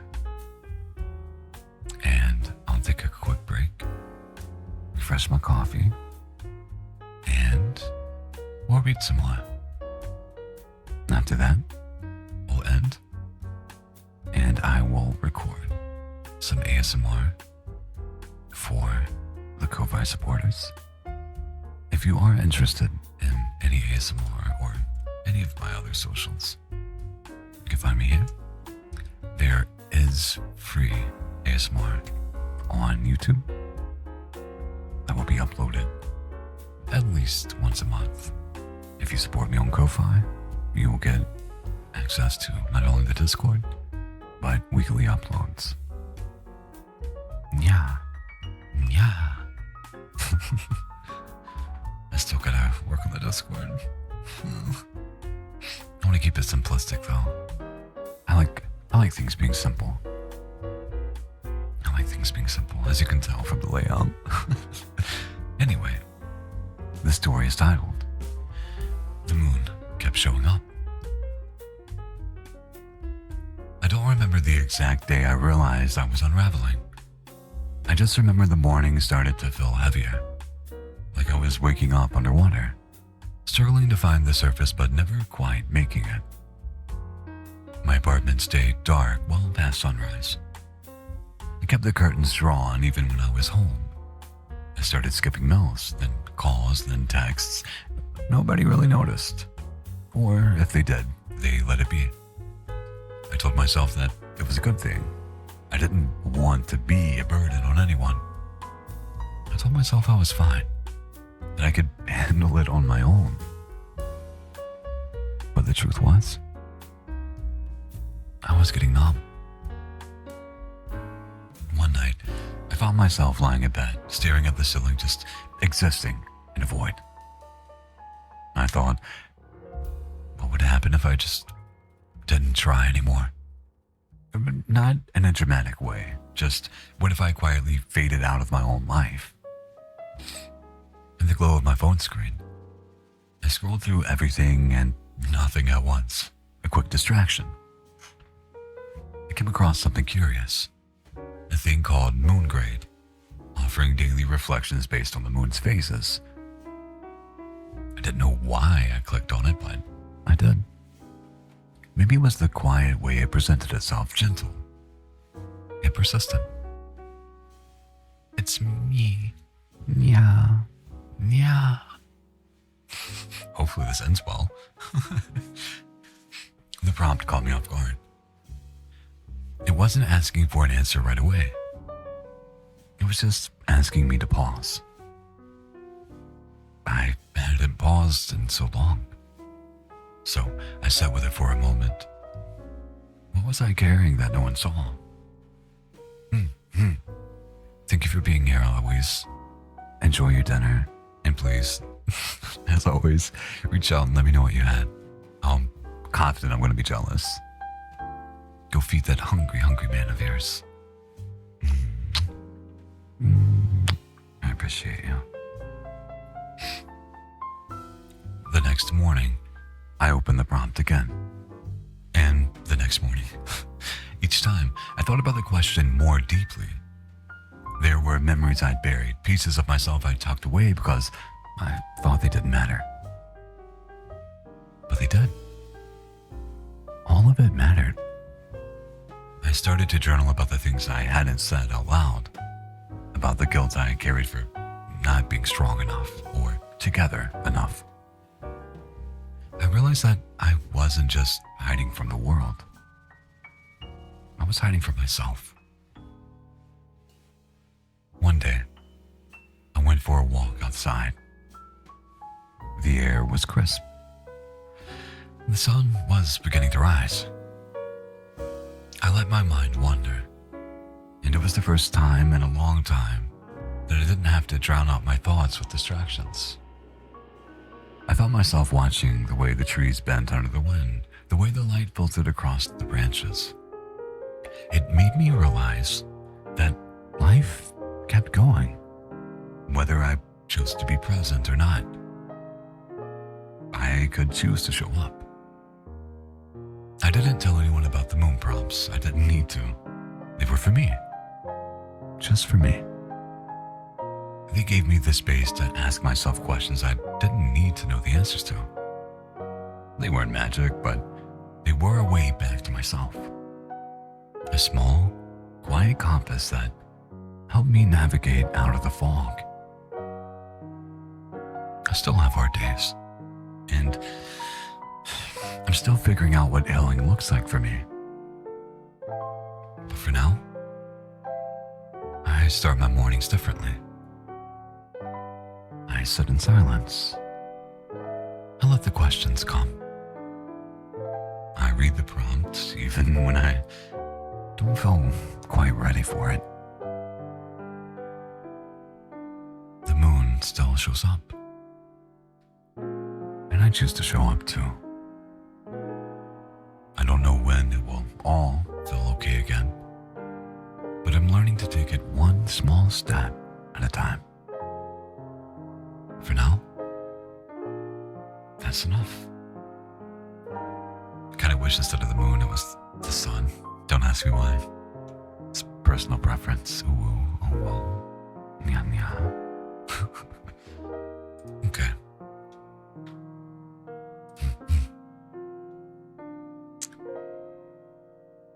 The moon can still show up. I love the moon. It's so natural to me. Nya, nya, nya, nya.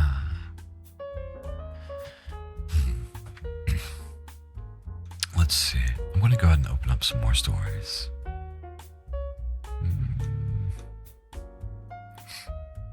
One titled A Simple Format Mistake. That sounds interesting.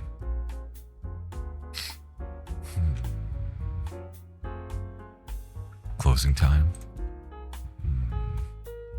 Okay. We'll have a couple more opened.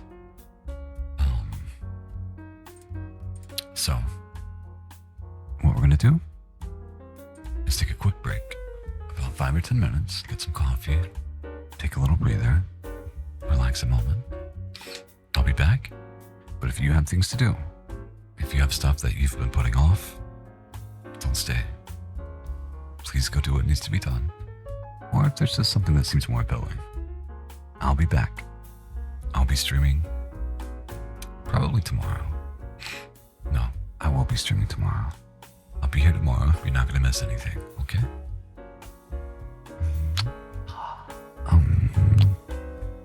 I'll see you soon.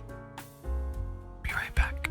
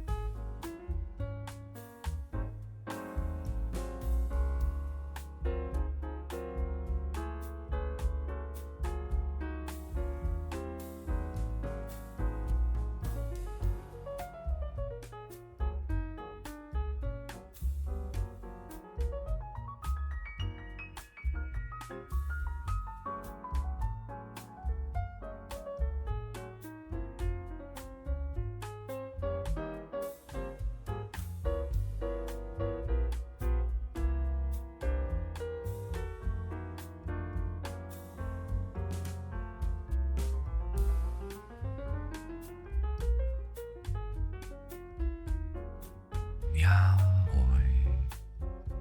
Yeah, boy. We're back. Thank you. Is it less jarring? Is it less jarring when I do that? I don't know. I don't know. Thank you. The people that stayed. When I do that instead of just sitting down and launching into it.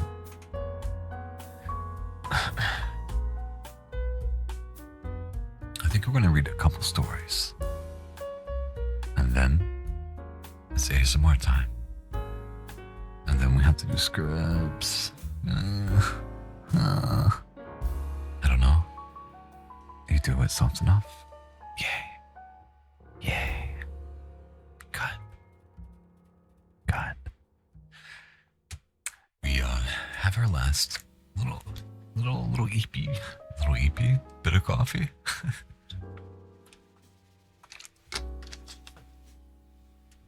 That's someone to the side. He's into it somehow. Yahoy. Yahoy.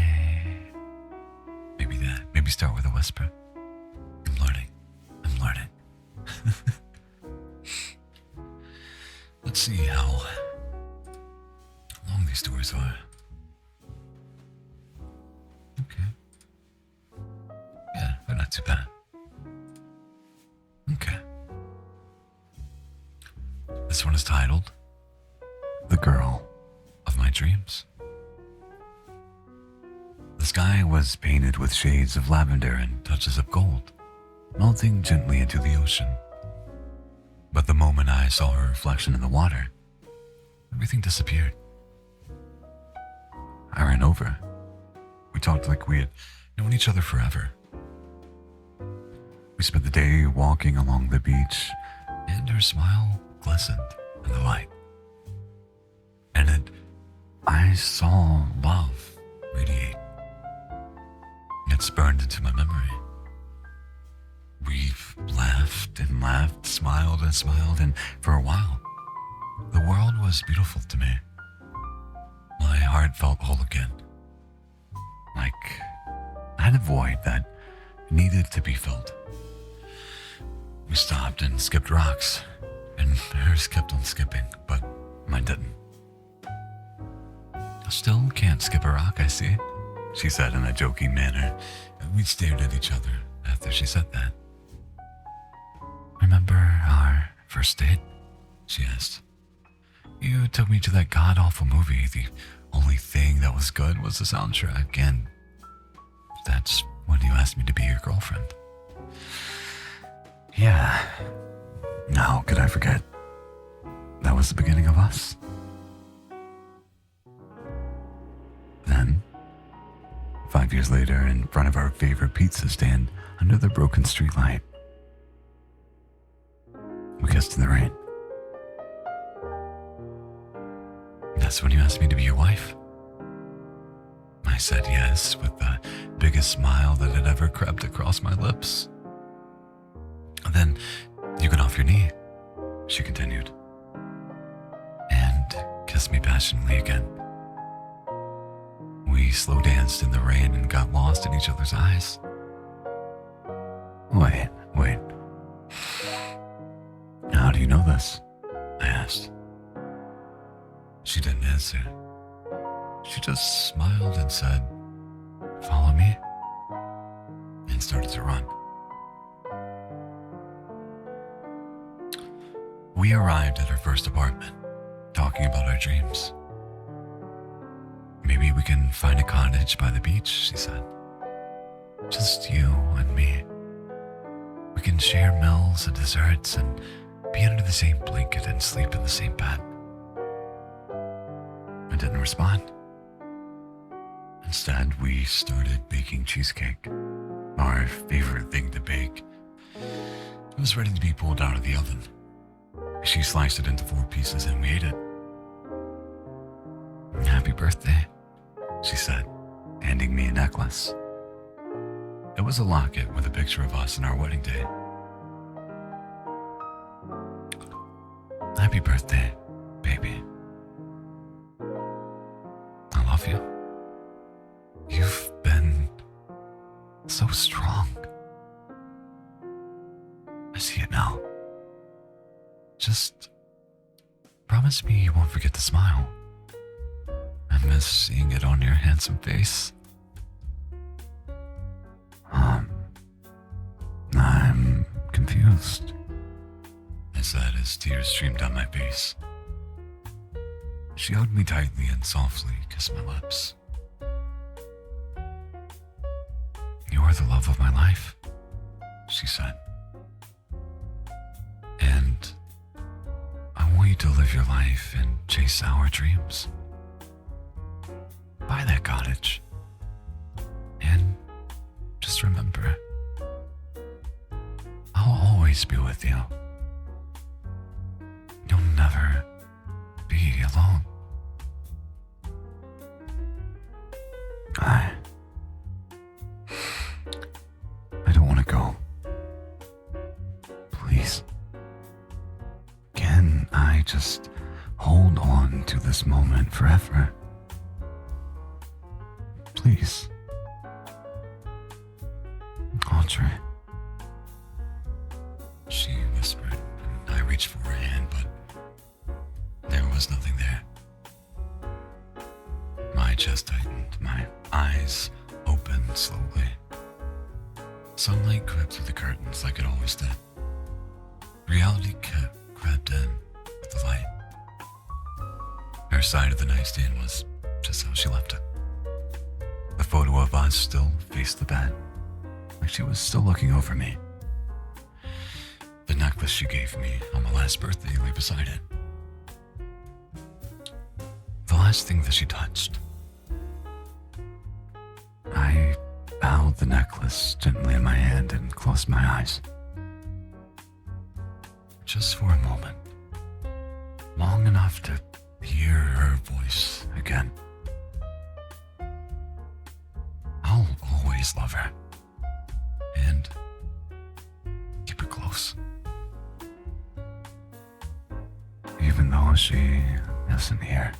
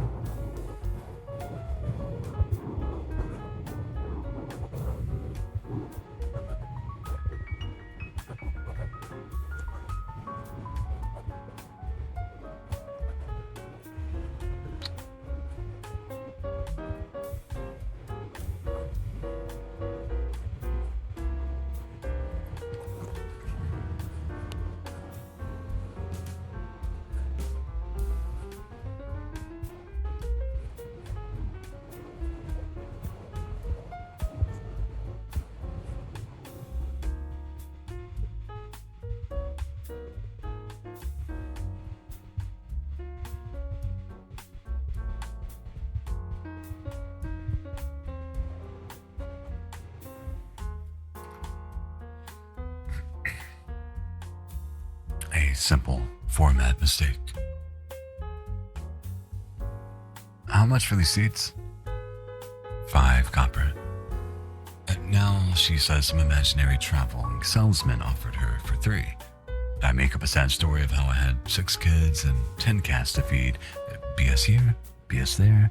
We settle for it. Here you go. Really, miss? Just like that? Where's the dance, the flirting, the passionate embrace of mercantile desire? Is this your first purchase? Damn, these younglings nowadays. No effort, no patience, just the cold, bland gobbling of raw I'm sorry, you won't take it? Of course. Please pardon the flounderings of a weary mind. Here are your seats, ma'am. Thank you. Well, I guess it's true what they say. A new sucker is born every day. 5 copper? This gives me 10 sacks of that scrap. Barren seed. I'm sorry. Did you say you sold me barren seeds? Really? Sorry, brain fart. Already, we're still on page 1. I mixed hyphen and quotations, not a big deal. I'll circle back to it when I'm editing. I don't like this. We're gonna skip this one. Closing time. They thought we'd settle in. We made them beg to stay. Welcome to the big leagues. The elevator dinged. I adjusted my tie, feeling the weight of the folder tucked under my arm. 3rd floor conference room, 1 hour to save the firm, no pressure. Inside, Jordan Slate, all crocodile skin shoes and fake smiles, was waiting, arms spread like he owned the room. His client, Bellamy Tech, was set to walk away with a $50 million contract unless I pulled a miracle. You're late, Jordan said, tapping his Rolex. You're early, I shot back, tossing the folder onto the table. And you're about to lose. He smirked and slid a settlement offer across the table. Half the value of the original contract, a slap in the face. Be smart, Rios. Take the deal. Walk away with something before Bellamy buries you in court. I didn't even look at the paper. I flipped open my folder instead. Inside, the emails, call transcripts, invoice trails, proof Bellamy had been shopping our proprietary designs to competitors. 6 months worth of betrayal, lie tied up in neat legal bows. You might want to call your client before you start gloating, I said, sliding the first email across the table. Because if Bellamy walks, I file for breach. Then corporate espionage. And then I call the SEC. Jordan's cocky posture stiffened. You're bluffing. Call it, I said, leaning in. He snatched up the documents, flipping through them. His hands betrayed him. A slight tremor. He knew. Bellamy hadn't just breached, they were guilty on multiple counts. You leak this, you'll blow up your own client, he hissed. Only if they walk, I said smoothly. Stay in the contract, pay the damages, we make it work. Otherwise, I'm dragging your client's carcass through the press and every regulatory body with a badge. He hissed, calculating odds, weighing which disaster was easier to survive. But I wasn't bluffing. I didn't have to, because this time, I had help. Across the street, parked in a nondescript black SUV, my junior associate, Claire Monroe, was on standby, laptop glowing. It was her who had found the missing puzzle piece last night, a deleted email chain between Bellamy's CFO and a competitor. It was Claire who hacked together the timeline that tied it all neatly back to Bellamy's boardroom. If Jordan called my bluff, Claire would hit send. Not just to the SEC, to every financial outlet from Bloomberg to Business Insider. Jordan didn't know that, but he could smell it. Instinct. He sighed, pulling out his Mont Black pen. You play dirty, Rios. I play to win, I said, watching him sign the revised agreement. And you're lucky. If it were up to me, you'd be writing that check with blood. As he pushed the signed document towards me, I grabbed it and slid it neatly into my folder. Still secured.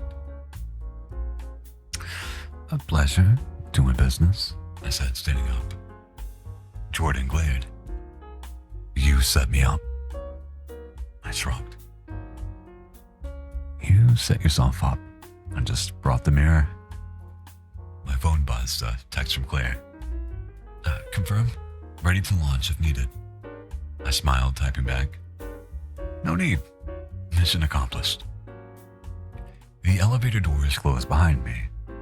Somewhere on the 3rd floor, Jordan Slade was figuring out how to explain this mess to his client. And Claire, she had just earned herself a seat at the table. Back upstairs, Miranda, the managing partner, was waiting in my office with two glasses of whiskey. You crushed them? She asked without looking up from the dill dock. Like a bug, I said. She smiled slightly, raising her glass. Good. Because Bellamy was never the real prize. I frowned. What do you mean? She tossed a second file onto my desk, a bigger client, twice the value, twice the reach.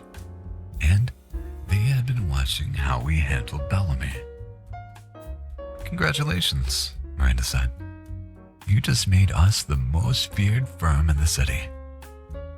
I clinked my glass against hers. Closing time. And we were just getting started. Okay. I think that big stretch is where we're going to end for today. Thank you, everyone that took the time to be here, to hang out, and yeah, enjoy having some coffee with me, which I'm gonna drink before it gets cold.